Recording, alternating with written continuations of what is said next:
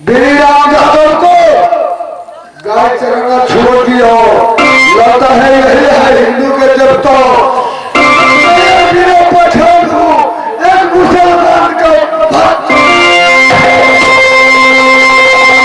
एक मुसलमान का भक्त हूँ। 700 मुसलमानों को गाय चराना छोड़ दिया। सारा ही देता है हिंदू को। मैं समझ गया छोड़ेगा।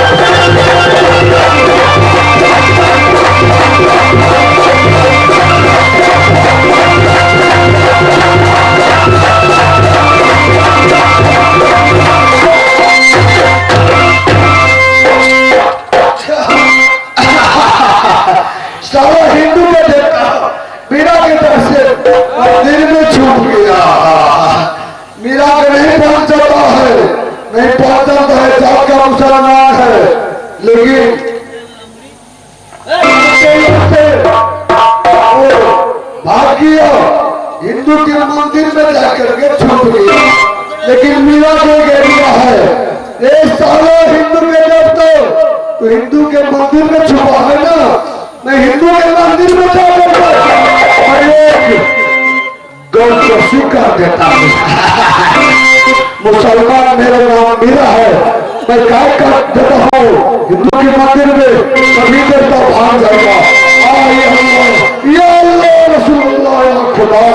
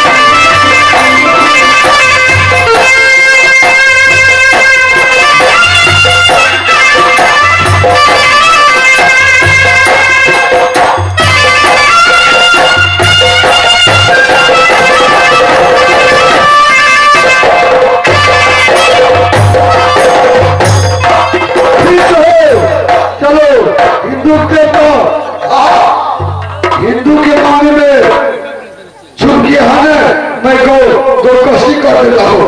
हिंदू के मामले में मैं गाय को काट देता हूँ, गाय के करने का तो हिंदू भागेगा हमारा।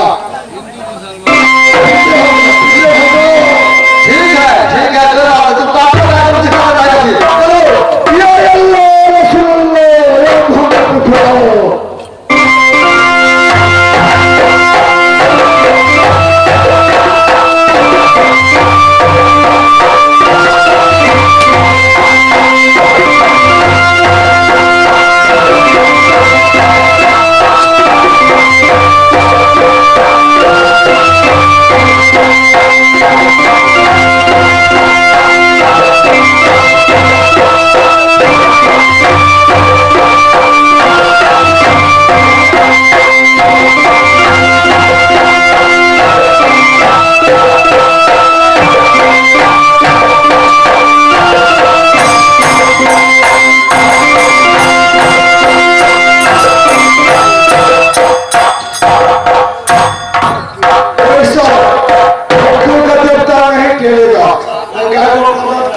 हिंदू के मंदिर में हिंदू के तरफ भागेगा। चलो या अल्लाह या रसूलुल्लाह या खुदा।